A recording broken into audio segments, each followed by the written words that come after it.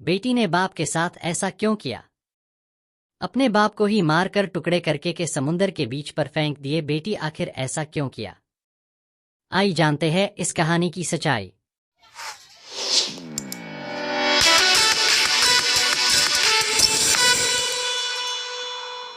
माया नगरी मुंबई में माहिम तट से 2 दिसंबर 2019 के दिन मुंबई पुलिस को एक सूटकेस मिला। सूटकेस के अंदर एक आदमी का कटा हुआ एक हाथ, एक पैर और शरीर के कुछ और टुकड़े थे। पुलिस को ये सूटकेस महिम बीच पर तैरता हुआ मिला था। लाश की पहचान कर पाना पुलिस के लिए बेहद मुश्किल था। पुलिस को सूटकेस से लाश के अलावा शर्ट, स्वेटर और पेंट भी मिले थे। सूटकेस मिलते ही खलबली मच गई। पुलिस के सामने एक नया और बिना और छोर का केस आकर खड़ा हो गया था। कैसे मिली इस बिना सिर वाली लाश को पहचान? मामले की गंभीरता को देखते हुए जांच मुंबई क्राइम ब्रांच को सौंपी गई। क्राइम ब्रांच की टीम ने एक शर्ट पर एल्मो मेंसवेयर का टैग लगा देखा था। क्राइम ब्रांच कुर्ला पश्चिम में बेलगामी रोड पर उस दुकान पर पहुंची। उस शर्ट का बिल निकला तो पता चला कि बिल किसी बेनेट रिबेलो के नाम पर था। अब इसी नाम के आदमी को खोजना पुलिस का मकसद था।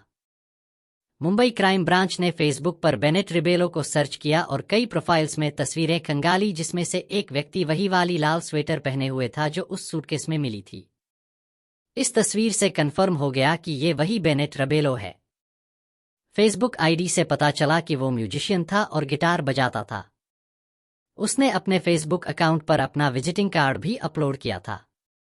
कार्ड पर लिखे पते पर पुलिस पहुंची। देखा कि घर पर ताला लगा हुआ है। पूछताछ करने पर पता चला कि किसी ने भी बेनेट को पिछले कुछ दिनों से देखा ही नहीं था।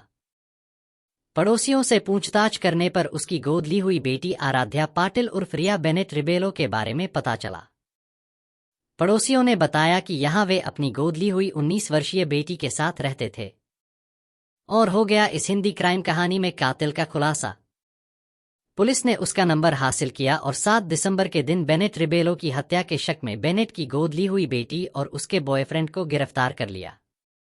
लड़की 19 साल की है और लड़का 16 साल का। पूछताछ करने पर दोनों ने बेनेट की हत्या करने की बात कबूल कर ली।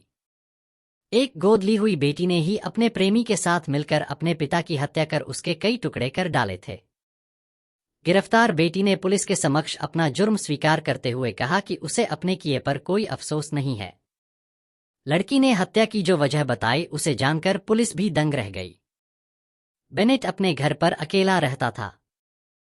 2 शादियां की थीं, लेकिन दोनों पत्नियों से अलग हो चुका था। 26 नवंबर के दिन उसकी बेटी ने अपने बॉयफ्रेंड के साथ मिलकर उसकी हत्या कर दी। उसने घटना की पूरी जानकारी देते हुए बताया कि दोनों ने बेनेट के ऊपर चाकू और डंडे से हमला किया, उसके मुंह पर मच्छर मारने वाला स्प्रे किया और चाकू से गोदकर मार डाला।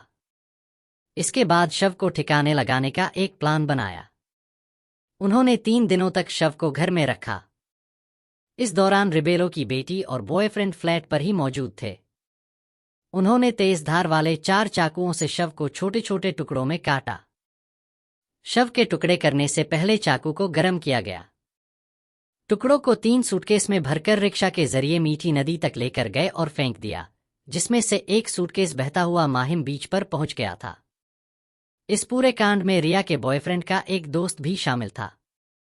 रिया ने बताया कि बेनेट उसका यौन शोषण करता था और बॉयफ्रेंड के साथ उसके रिश्ते का विरोध करता था, जिससे वह तंग आ चुकी थी और अपने प्रेमी के साथ मिलकर उसकी हत्या कर दी।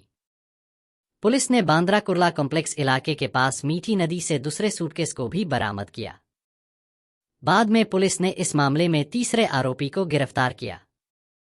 पुलिस की गिरफ्त में आए इस तीसरे आरोपी का नाम अली उमर मियां चाउस है। अली 19 साल का है और आराध्य उर्फ रिया के प्रेमी का दोस्त है। वारदात के अगले दिन यानी 27 नवंबर को रिया और उसका प्रेमी घाट कोपर में अली से मिले थे। दोनों ने अली को बेनेट की हत्या कर दिए जाने की बात कही, फिर उससे लाश के टुकड़े करने के लिए चॉपर का इंतजाम करने को कहा। 2 दिन बाद यानी 30 नवंबर को अली वाकोला आया, जहां उन तीनों ने मिलकर रात भर बेनेट की लाश को टुकड़े टुकड़े किए और फिर उन टुकड़ों को अलग अलग बैग में भरने का काम किया।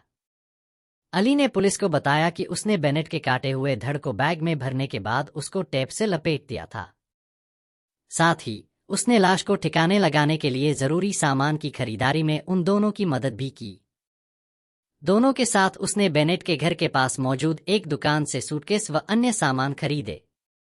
इसी सूटकेस में लाश के टुकड़ों को भरकर वे तीनों मीठी नदी में फेंक आए थे। 26 नवंबर को बेनेट रिबेलो का कत्ल किया गया था। 27 नवंबर को उसकी लाश के 8 टुकड़े किए गए। इसके लिए 4 चाकू लाए गए। रिबेलो के किचन में इन चाकुओं को गैस चूल्हे से गर्म कर उसके शरीर के अलग अलग हिस्से को काटा गया। कुछ हिस्सों को एक सूटकेस में रखा गया। बाद में मुंबई के अलग अलग जगहों पर उसकी बॉडी को फेंका गया। सूटकेस में रखे शव के कुछ टुकड़े पुलिस को जांच के दौरान मिले थे। उसके कपड़ों से पुलिस ने शव की पहचान की थी। इसके बाद मुंबई क्राइम ब्रांच ने सूटकेस वाली लाश की गुत्थी सुलझा ली।